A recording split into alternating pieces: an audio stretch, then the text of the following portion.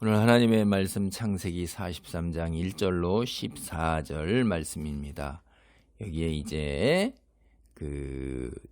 이스라엘이 야곱이 이제 이스라엘이라는 지명으로 나오고 있어요. 이스라엘이. 이게 무슨 얘기냐 하면은 앞에서도 이제 이스라엘이라는 얘기가 나왔잖아요. 이게 야곱 집안의 12 형제에 관한 이야기가 이면서도 동시에 이제 이스라엘 민족의 12지파 시조잖아요, 이들이. 그게 관한 이야기입니다.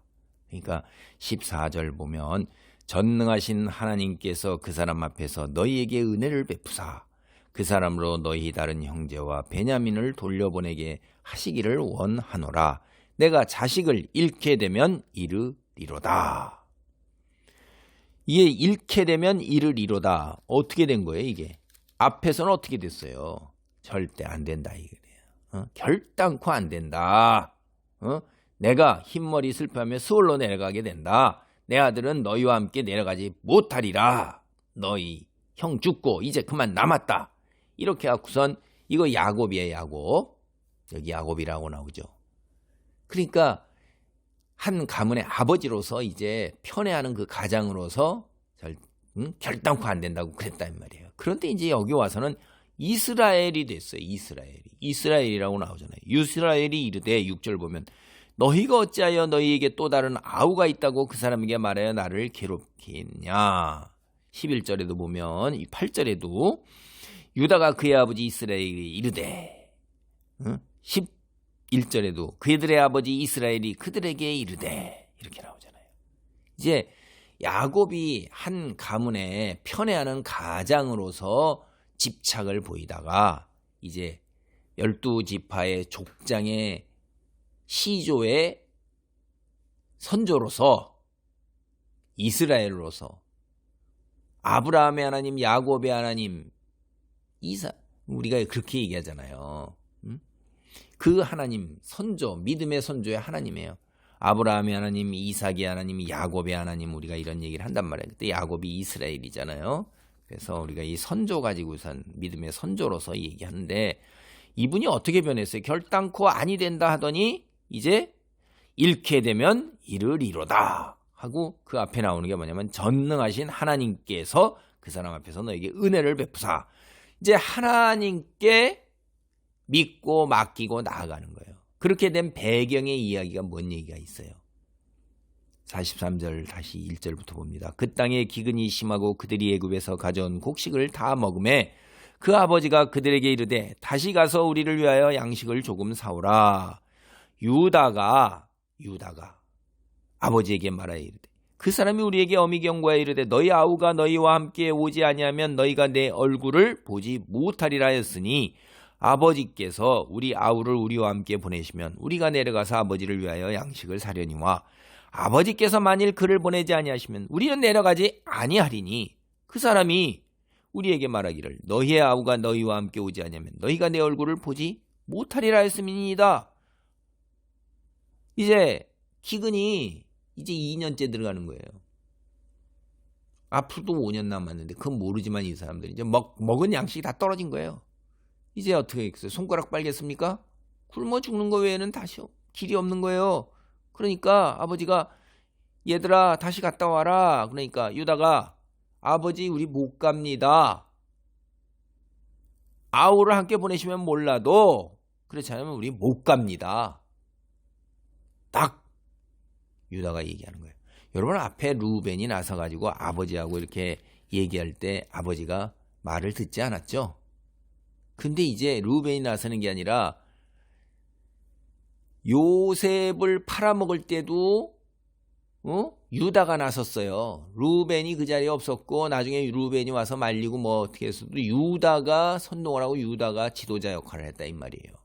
근데 여기서도 이제 곡식을 다시 사려는데 루벤의 말이 아버지에게 먹히지가 않았는데 유다가 얘기하니까 이제 아버지에게 말이 먹히는 거예요. 유다가 하니까.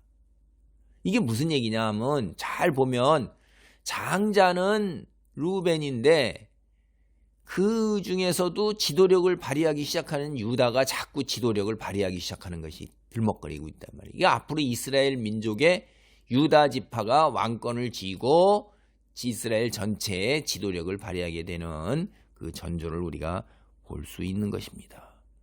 그래갖고 유다가 아버지한테 뭐라고 그러냐면, 유다가 그의 아버지 이스라엘에게 이르되 저 아이를 나와 함께 보내시면 우리가 곧 가리니 그러면 우리와 아버지와 우리 어린아이들이 다 살고 죽지 아니하리이다. 내가 그를 위하여 담보가 되오리니 아버지께서 내 손에서 그를 찾소서. 내가 만일 그를 아버지께 데려다가 아버지 앞에 두지 않으면 내가 영원히 죄를 지리이다. 이제 여기 8절 9절을 보면 유다가 뭐라고 그러냐면, 아버지가 만약 보내면 우리 그다음에 아버지, 그다음에 우리 어린아이 3대가 다 삽니다. 아버지의 그 고집으로 3대가 지금 다 죽어가고 있습니다. 근데 이제 내 목숨 내놓겠습니다 이거예요. 루벤은 뭐라고 그랬어요? 자기 자식 목숨 내놓겠다고 그랬어요. 유다는 루벤보다 여기서 한 걸음 더 나가는 거예요. 자기 자식이 아닌 자기 목숨을 거는 겁니다. 그래서 우리가 아이고 참 루벤도 참 대단한 건데 자기에게 가장 귀한 거를 내놓겠다는 건데, 자기에게 가장 귀한 거 자기 자식보다도 더 한 게 자기 자신이잖아요. 유다가 이런 면에선 한 걸음 더 나은 거예요. 내 목 내놓을 테니까 아버지 이러는 거예요. 우리가 지체하지 않았으면 벌써 2번은 왔다 갔으리이다.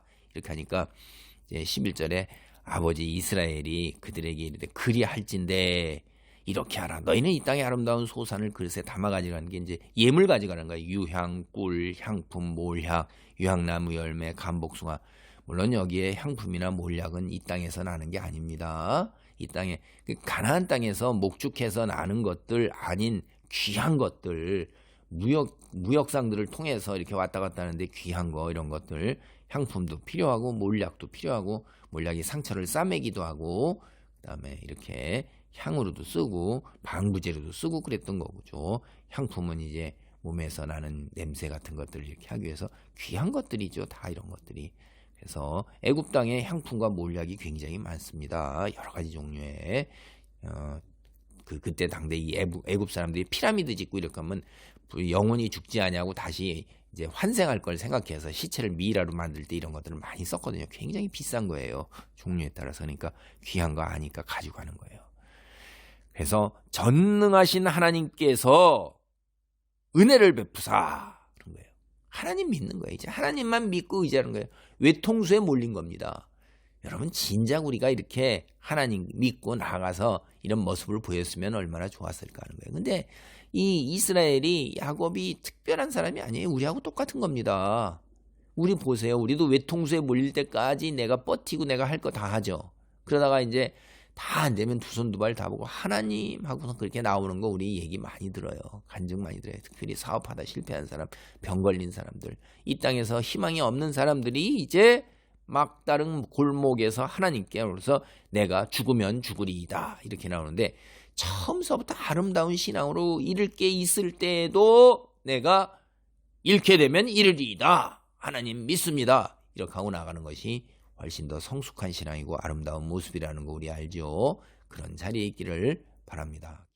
하나님 전능하신 하나님께서 은혜를 베푸사 잃게 되면 잃으리이다. 이런 담대함으로 나가는 신앙의 경지에 이르기까지 그 과정이 고통스럽고 힘듭니다. 시간이 걸립니다. 아버지 하나님 우리의 말씀을 통하여 우리로 하여금 이 모습을 보고 나의 모습을 깨닫게 하신 줄 믿습니다.